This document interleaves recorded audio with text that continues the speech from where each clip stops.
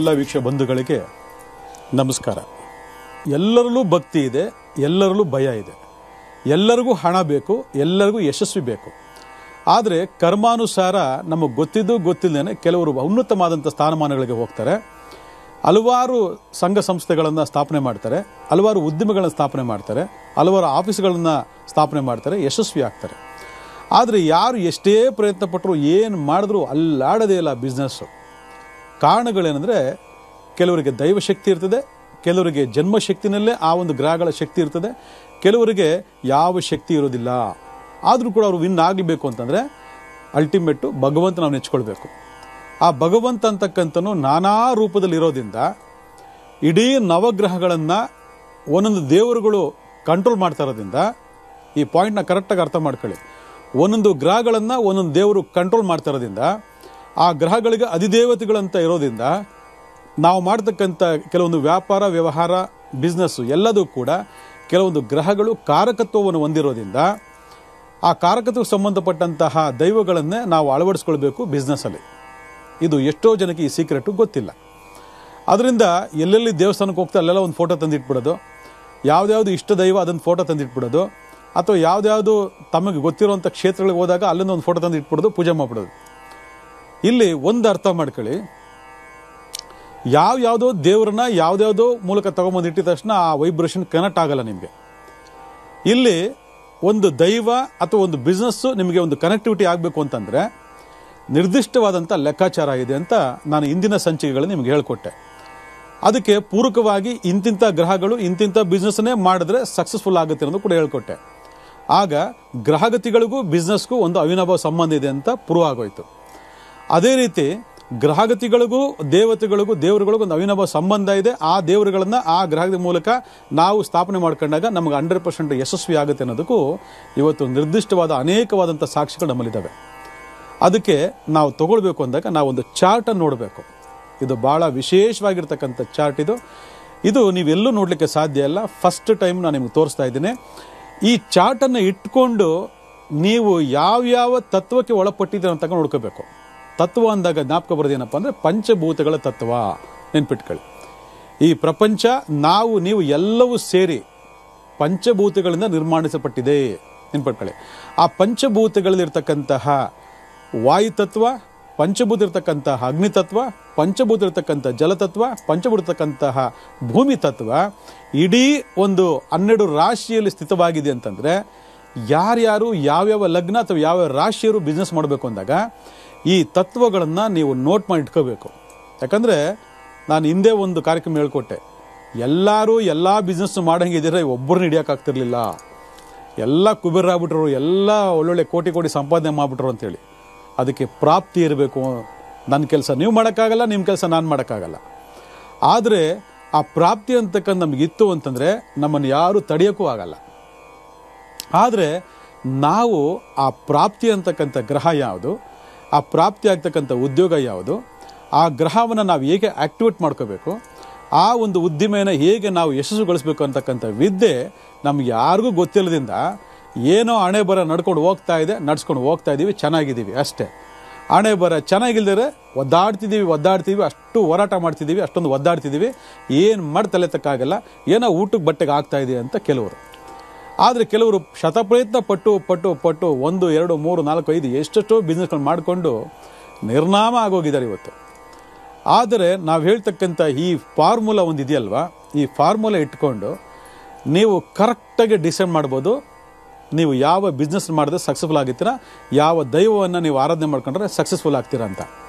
ಇವತ್ತು ಯಾರ್ಯಾರೋ ಯಾವುದೋ ಬಿಸ್ನೆಸ್ ಮಾಡಿ ಸಕ್ಸಸ್ಫುಲ್ ಆಗೋಗಿದ್ರೆ ಆ ಪಂಚಭೂತಗಳಿಗೆ, ನಮ್ಮಲ್ಲಿರ್ತಕ್ಕಂಥ ತತ್ವಗಳಿಗೆ ಬೆಲೆನೇ ಇರ್ತಿರ್ಲಿಲ್ಲ. ಅದಕ್ಕೆ ನಿರ್ದಿಷ್ಟವಾದಂತಹ ಒಂದು ಮಾರ್ಗದರ್ಶನ ನಮ್ಮ ಹುಟ್ಟಿದಾರಭ್ಯ ಬರ್ತಕ್ಕಂತಹ ಈ ಪಂಚಭೂತ ತತ್ವ ಆಧಾರದಲ್ಲೇ ನಾವು ನಡಿಬೇಕು. ಆ ನಡೆದಾಗ ಮಾತ್ರ ಪ್ರಕೃತಿ ನಮಗೆ ಸಹಕಾರವನ್ನು ಕೊಡ್ತದೆ, ನಾವು ಹುಟ್ಟಿರ್ತಕ್ಕಂಥ ಗ್ರಹಗತಿಗಳು ನಮಗೆ ಸಹಕಾರವನ್ನು ಕೊಡ್ತದೆ. ಅದನ್ನು ಬಿಟ್ಟು ನಾವು ಇನ್ನೇನೋ ಮಾಡೋಕ್ಕೆ ಹೋದಾಗ ಇಲ್ಲಿ ಸೃಷ್ಟಿಲಿರ್ತಕ್ಕಂತಹ ಮಿತ್ರತ್ವ ಶತ್ರುತ್ವ 100% ಕೆಲಸ ಮಾಡ್ತಿರ್ತದೆ.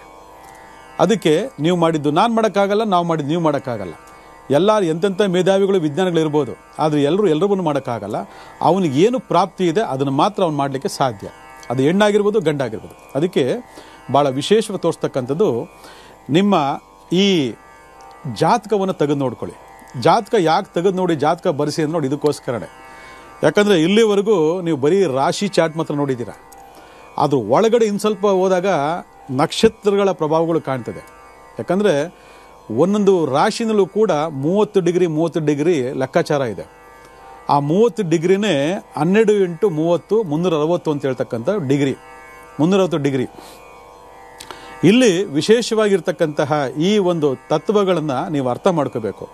ಇಲ್ಲಿ ಮೇಷರಾಶಿಯಿಂದ ಮೀನ ರಾಶಿಯವರೆಗೂ ಕೂಡ ಕೆಲವೊಂದು ತತ್ವಗಳನ್ನು ಇಲ್ಲಿ ಉಲ್ಲೇಖ ಮಾಡಲಾಗಿದೆ. ಈ ಉಲ್ಲೇಖ ಮಾಡಿರ್ತಕ್ಕಂತಹ ಈ ತತ್ವಗಳು ನಿಮ್ಮದು ಯಾವ ರಾಶಿ ಇದೆ ಅಂತ ನೋಡ್ಕೊಳ್ಳಿ.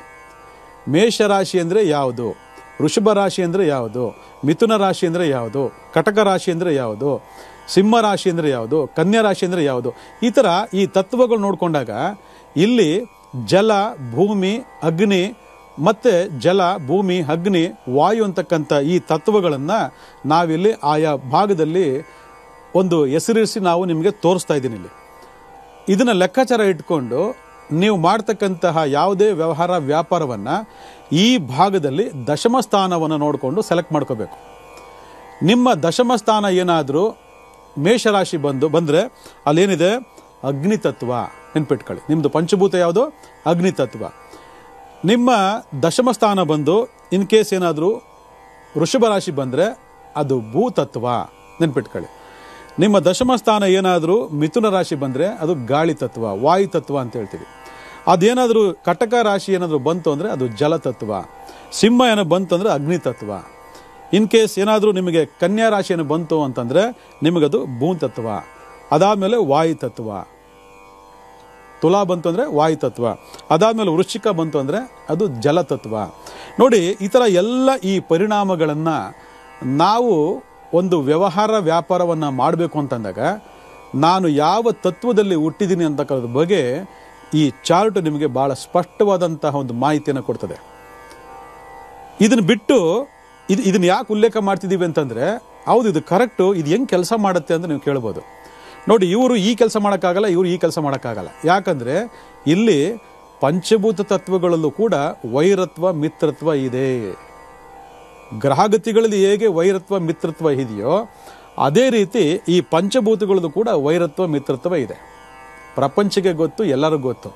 ಅಗ್ನಿಗೂ ನೀರಿಗೂ ಆಗಲ್ಲ. ನೀವೇನಾದರೂ ಅಗ್ನಿ ತತ್ವದಲ್ಲಿ ಹುಟ್ಟುಬಿಟ್ಟು ನೀವು ಜಲತತ್ವ ಸಂಬಂಧಪಟ್ಟಂಥ ವ್ಯವಹಾರ ವ್ಯಾಪಾರಗಳು ನೀವು ಮಾಡಿದ್ರೆ ಖಂಡಿತ ನೀವು ಗೆಲ್ಲಲ್ಲ.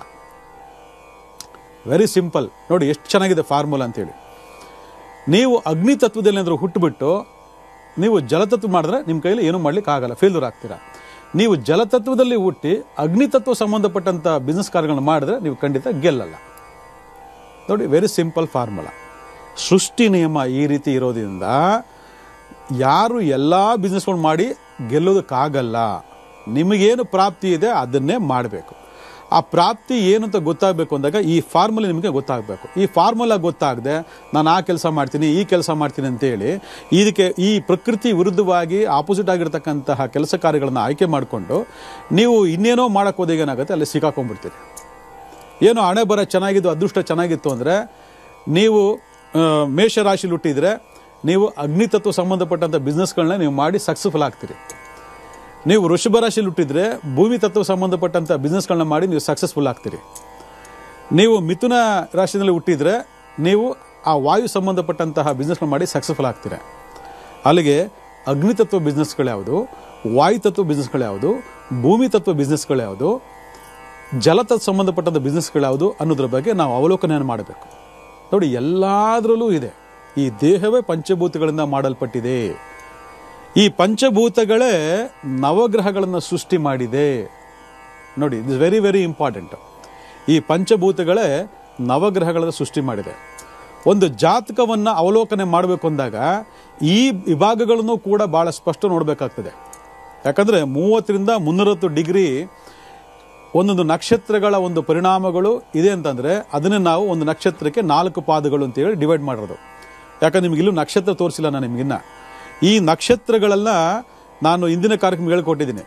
ಯಾವ ದಶಮ ಸ್ಥಾನದಲ್ಲಿ ನಕ್ಷತ್ರವಿದ್ದು ಆ ನಕ್ಷತ್ರ ಜೊತೆಗೆ ಶನಿಯ ಸಂಪರ್ಕ ಆದಾಗ ಏನೇನಾಗುತ್ತೆ ಅನ್ನೋದು ನೋಡಿ ಈ ಫಾರ್ಮುಲಾ ಮುಖಾಂತರನೇ ಹೇಳಿರ್ತಕ್ಕಂಥದ್ದು. ಇದನ್ನೆಲ್ಲ ನೀವು ಫಾಲೋ ಅಪ್ ಮಾಡಿದ್ರೆ ಮಾತ್ರನೇ ಜೀವನದಲ್ಲಿ ಮೊದಲನೇ ಭಾಗದಿಂದ ನೀವು ಉತ್ತಮವಾದಂತಹ ಅತ್ಯುತ್ತಮವಾದಂತಹ ಯಶಸ್ವಿ ಉದ್ದಿಮೆದಾರ, ಯಶಸ್ವಿ ಬಿಸ್ನೆಸ್ಮನ್ ಆಗ್ಲಿಕ್ಕೆ ಸಾಧ್ಯ. ಪಾಪ ನಿಮಗೆ ಗೊತ್ತಿಲ್ಲ, ಯಾರೂ ಹೇಳ್ಕೊಟ್ಟಿಲ್ಲ ಈ ವಿದ್ಯೆಗಳನ್ನ, ಏನೇನೋ ಮಾಡ್ಕೊಂಡು ಬಂದ್ಬಿಟ್ರಿ.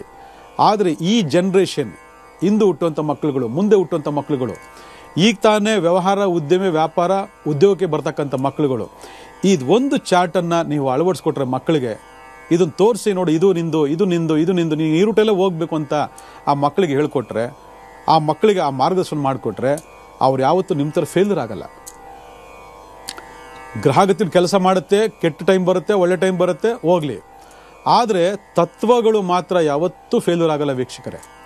ಇದು ಒಂದು ಫಾರ್ಮುಲಾ ನೀವು ಅಳವಡಿಸ್ಕೊಂಡು ಬಿಟ್ರೆ ಯಾವತ್ತೂ ಯಾರಿಗೂ ಫೇಲ್ಯೂರ್ ಆಗೋದೇ ಇದಿಲ್ಲ. ಇದು ಗೊತ್ತಿಲ್ಲ ಅಂತಂದಾಗ ನಾವು ಮಾನಸಿಕವಾಗಿ ಚಂಚಲ ಅಲ್ವ, ಮನಸ್ಸು ಚಂಚಲ, ಕುದುರೆ ಹೊಡೆದಂಗೆ ಓಡ್ತಿರ್ತದೆ. ಆ ಮನಸ್ಸು ಏನಾಗ್ತದೆ, ಅದಾಗಬೇಕು, ಇದಾಗಬೇಕು, ನೋಡಿದ್ದೆಲ್ಲ ಆಗಬೇಕು ಅನಿಸ್ತದೆ, ನೋಡಿದ್ದೆಲ್ಲ ತಿನ್ನಬೇಕು ಅನಿಸ್ತದೆ, ನೋಡಿದ್ದೆಲ್ಲ ಪಡಿಬೇಕು ಅನಿಸ್ತದೆ. ಅದಕ್ಕೆ ಲಂಗು ಲಗಾಮಿ ಇರೋದಿಲ್ಲ. ಆದರೆ ಈ ಫಾರ್ಮುಲಾ ಮಾತ್ರ ಯಾವತ್ತೂ ಚೇಂಜ್ ಆಗಲ್ಲ, ನೆನ್ಪಿಟ್ಕೊಳ್ಳಿ. ಅದಕ್ಕೆ ಚಂದ್ರ, ಬುಧ, ಗುರು ಮತ್ತು ಶುಕ್ರ ಇವು 4 ಕೂಡ ವ್ಯಾಪಾರಕಾರಕ ಗ್ರಹಗಳು. ಆ ವ್ಯಾಪಾರಕಾರಕ ಗ್ರಹಗಳನ್ನು ನಾವು ಅಳವಡಿಸ್ಕೊಳ್ಳೋಕ್ಕಿಂತ ಮುಂಚೆ ಪಂಚಭೂತ ತತ್ವಗಳನ್ನು ಅಳವಡಿಸ್ಕೊಂಡು ಆ ಪಂಚಭೂತ ತತ್ವಗಳಿಗೆ ಸಂಬಂಧಪಟ್ಟಂತಹ ವ್ಯವಹಾರ, ವ್ಯಾಪಾರ, ಉದ್ದಿಮೆಯನ್ನು ಅಳವಡಿಸ್ಕೊಂಡು ಈ ಪಂಚಭೂತ ತತ್ವಗಳು ಹೇಳ್ತಕ್ಕಂತಹ ಕೆಲವು ನಿಯಮಗಳನ್ನು ನಾವು ಅಳವಡಿಸ್ಕೊಂಡು ಇದಕ್ಕೆ ಸಂಬಂಧಪಟ್ಟಂಥ ಅಧಿದೇವತೆಗಳನ್ನು ನಾವು ನಮ್ಮ ವ್ಯವಹಾರ, ವ್ಯಾಪಾರ, ಉದ್ಯಮಗಳಲ್ಲಿ ಅಳವಡಿಸ್ಕೊಂಡು ಬಿಟ್ರೆ ನಮಗೆ ಫೇಲ್ಯೂರ್ ಅನ್ನೋದೇ ಇರಲ್ಲ. ಯಾಕಂದರೆ ನಮಗೆ ಇದು ಒಂದು ಎಕ್ಸ್ಟ್ರಾ ಎನರ್ಜಿ ಅಂತ ಹೇಳ್ತೀವಿ. ಇವತ್ತು ದೊಡ್ಡ ದೊಡ್ಡ ದೇಶಗಳು ಬಹಳ ಅದ್ಭುತವಾದಂಥ ವ್ಯವಹಾರ, ವ್ಯಾಪಾರಗಳಲ್ಲಿ ಮುನ್ನಡೆ ಸಾಧಿಸ್ತಾ ಇದ್ದಾರೆ. ನಮ್ಮಲ್ಲಿ ಅದ್ಭುತವಾಗಿರ್ತಕ್ಕಂಥ ಪ್ರತಿಭೆಗಳು, ಅದ್ಭುತವಾದ ಶ್ರಮಜೀವಿಗಳು, ಅದ್ಭುತವಾಗಿದ್ದ ವಿಜ್ಞಾನಿಗಳಿದ್ರೂ ಕೂಡ ನಾವು ಎಲ್ಲೋ ಒಂದು ಕಡೆ ಗೊತ್ತಿದ್ದು ಗೊತ್ತಿಲ್ಲದೆ ಕುಂಟ್ತಾ ಹೋಗ್ತಾ ಇದ್ದೀವಿ ನಾವು. ಅದೇ ನಮ್ಮ ಪ್ರತಿಭೆಗಳು ಬೇರೆ ಕಡೆ ಅದ್ಭುತವಾದಂತಹ ಯಶಸ್ವಿಯನ್ನು ಗೊಳಿಸ್ತಾ ಇದ್ದಾರೆ, ನಮಗಿಂತ 100 ವರ್ಷ ಮುಂದೆ ಇದ್ದಾರೆ. ಆ ಮುಂದೆ ಯಾಕಿದ್ದಾರೆ, ಆ ಯಶಸ್ವಿ ಫಾರ್ಮುಲಾ ಏನು ಅನ್ನೋದನ್ನು 9 ಗ್ರಹಗಳು ನೋಡಿ. ಈಗ 12 ರಾಶಿಗಳ ಬಗ್ಗೆ ಹೇಳ್ಕೊಟ್ಟೆ. ಈ 9 ಗ್ರಹಗಳು ನಿಮಗೆ ಭಾಳ ಸ್ಪಷ್ಟವಾಗಿ ಹೇಳ್ತದೆ.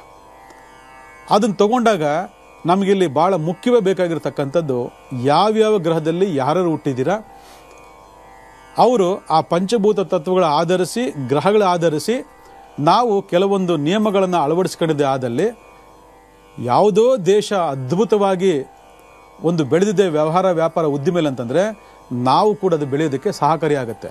ಯಾಕಂದರೆ ನಮ್ಮಲ್ಲಿ ಇರ್ತಕ್ಕಂತಹ ಈ ಒಂದು ವೈದಿಕ ಧರ್ಮ ಅಥವಾ ವೈದಿಕ ವಿಜ್ಞಾನ ಇವತ್ತು ಬೇರೆ ಕಡೆಗೆ ಹೆಚ್ಚು ಬಳಕೆ ಆಗ್ತಿದೆ ಹೊರತು ನಮ್ಮಲ್ಲಿ ಬಳಕೆ ಆಗ್ತಿಲ್ಲ. ಯಾವುದೇ ಆದಂತಹ ಒಂದು ವ್ಯವಹಾರ, ವ್ಯಾಪಾರ, ಉದ್ಯಮಗಳಲ್ಲಿ ನಾವು ಯಶಸ್ವಿಯಾಗಿ ಬದುಕಬೇಕು, ಬಾಳಬೇಕು, ನಡೆಸಬೇಕು ಅಂತಂದರೆ ನಾವು ಪಂಚಭೂತಗಳ ಆಧಾರದಲ್ಲಿ ಯಾವ ಆಧಾರದಲ್ಲಿ ಹುಟ್ಟಿದ್ದೀವಿ ಅನ್ನೋದಕ್ಕೆ ಬಗ್ಗೆ ನಾವು ಗಮನ ಕೊಡಬೇಕು. ಅದಾದ ಮೇಲೆ ಒಂದೊಂದು ವ್ಯಾಪಾರ ವ್ಯವಹಾರಕ್ಕೂ ನಿರ್ದಿಷ್ಟವಾದಂತಹ ದೈವ ಇದೆ ಅನ್ನೋದ್ರ ಬಗ್ಗೆ ನಾನು ನಿಮ್ಗೆ ಉಲ್ಲೇಖ ಕೊಟ್ಟೆ.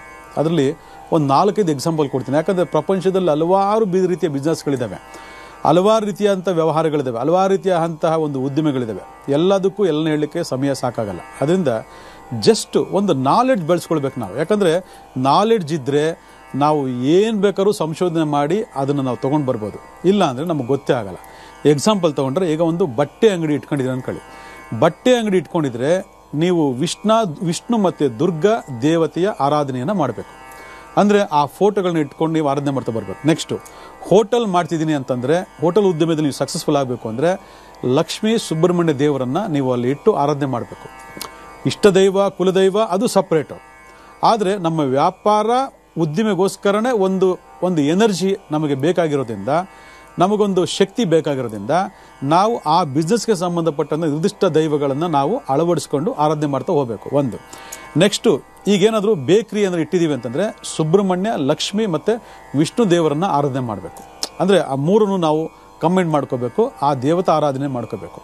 ಇದಾದಮೇಲೆ ಭಾಳ ವಿಶೇಷವಾಗಿ ಮೆಡಿಕಲ್ ಶಾಪನ್ನು ಇಟ್ಟಿದ್ದೀರಿ ಅಂದರೆ, ಭಾಳ ಜನ ಇವತ್ತು ಫಾರ್ಮಸಿ, ಮೆಡಿಕಲ್ ಶಾಪ್ನ ಇಟ್ಟಿರ್ತೀರ. ದುಡ್ಡಿಲ್ಲ, ಕೆಲಸ ಇಲ್ಲ, ಕಾರ್ಯ ಇಲ್ಲ, ಬಿಸ್ನೆಸ್ ಆಗ್ತಿಲ್ಲ, ಎಲ್ಲೆಲ್ಲೋ ಕಾಂಪಿಟೇಷನ್ ಅಂತ ಭಾಳ ಜನ ಹೇಳ್ತೀರ. ಬಟ್ ಎಲ್ಲರಿಗೂ ಈ ಸೀಕ್ರೆಟ್ ಗೊತ್ತಿರಲ್ಲ. ನಮ್ಮ ವಾಹಿನಿ ಯಾರನ್ನು ನೋಡ್ತೀರ ಅವ್ರಿಗೆ ಮಾತ್ರ ಈ ಸೀಕ್ರೆಟ್ ಗೊತ್ತಾಗ್ತದೆ. ಪಾಪ ನಿಮ್ಮ ಫ್ರೆಂಡ್ಸು ಯಾರನ್ನು ಮಾಡಿದ್ರೆ ಅವ್ರಿಗೂ ಒಳ್ಳೇದಾಗಲಿ ಹೇಳ್ಕೊಡಿ. ಯಾವ ದೇವ ಆರಾಧನೆ ಮಾಡಬೇಕು ಅಂತಂದರೆ ಶಿವ, ದುರ್ಗಾ ಮತ್ತು ವಿಷ್ಣು ಆರಾಧನೆ ಮಾಡಬೇಕು. ಆಯಿತಾ. ಈ ರೀತಿ ದೈವಗಳನ್ನು ಅಲ್ಲಿ ಸ್ಥಾಪನೆ ಮಾಡ್ಕೊಂಡು ನಾವು ಆರಾಧನೆ ಮಾಡ್ಕೊಳ್ಳೋ ಮುಖಾಂತರ 100% ಚೆನ್ನಾಗಿ ಕ್ಲಿಕ್ ಆಗ್ತೀರಾ. ಒಂದು ಇನ್ ಕೇಸ್ ಏನಾದರೂ ವೈನ್ ಸ್ಟೋರು, ಬಾರು, ರೆಸ್ಟೋರೆಂಟ್ ಇಟ್ಟಿದ್ದೀನಿ ಅಂತಂದಾಗ ಎಲ್ಲರೂ ಕಿವಿ ನಿಮ್ಮಿಳ್ತದೆ, ಹೌದು ನಾನು ಬಾರ್ ರೆಸ್ಟೋರೆಂಟ್ ಇಟ್ಟಿದ್ದೀನಿ, ಎಲ್ಲಿ ಕಾಡಲಿದ್ದು ಬಂದು ಕುಡಿತಾರೆ ಜನ, ಅದು ಬೇರೆ ವಿಚಾರ. ಆದರೆ ಕಾಂಪಿಟೇಷನ್ ಜಾಸ್ತಿ ಆಗಿರೋದ್ರಿಂದ ನಾವು ಅವರಿಗಿಂತ ಒಂದಷ್ಟು 4 ಕಾಸು ಜಾಸ್ತಿ ಸಂಪಾದನೆ ಮಾಡಬೇಕು ಅಂದರೆ ನೀವೇನು ಮಾಡಬೇಕು, ಲಕ್ಷ್ಮೀ ಗಣಪತಿಯನ್ನು ಅಲ್ಲಿ ಸ್ಥಾಪನೆ ಮಾಡಬೇಕು. ವೈನ್ ಸ್ಟೋರ್ಗೆಲ್ಲ ಲಕ್ಷ್ಮೀ ಗಣಪತಿ ಬರ್ತಾರೆ ಅಂದರೆ ಖಂಡಿತ ಬರ್ತೀವಿ. ಇಲ್ಲಿ ಭಕ್ತಿ ಇದ್ರೆ ಸಾಕು, ಶುದ್ಧತೆ, ಭಕ್ತಿ, ನಂಬಿಕೆ ಇದ್ದರೆ ಅವ್ರು ಎಲ್ಲಿದ್ರೂ ಬಂದೇ ಬರ್ತಾರೆ. ಅದಾದಮೇಲೆ ಸಿನಿಮಾ ಥಿಯೇಟ್ರ್ ಇವತ್ತೆಲ್ಲ ಖಾಲಿ ಹೊಡಿತಾ ಇದ್ದೇವೆ, ಜನ ಬರ್ತಾ ಇಲ್ಲ ಅಂತ. ಅದಕ್ಕೆ ಏನು ಮಾಡಬೇಕು, ಆ ಜನ ಆಕರ್ಷಣೆಯನ್ನು ಮಾಡಬೇಕು ಅಂದಾಗ ಲಕ್ಷ್ಮೀನಾರಾಯಣನನ್ನು ಸ್ಥಾಪನೆ ಮಾಡಬೇಕಲ್ಲಿ.